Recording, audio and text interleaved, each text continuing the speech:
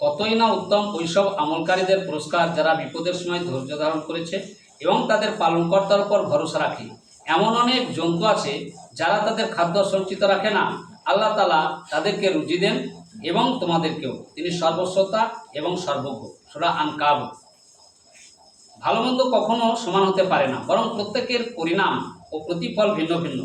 জবাবে তাই বলুন যা উৎকৃষ্ট, তখন আপনিও আপনার অনুসারীগণ অন্যায়ের প্রতিকার ন্যায়ের দ্বারা করবেন। তখন দেখবেন আপনার সাথে যে শত্রুতা করেছে সে যেন অন্তরঙ্গ বন্ধু।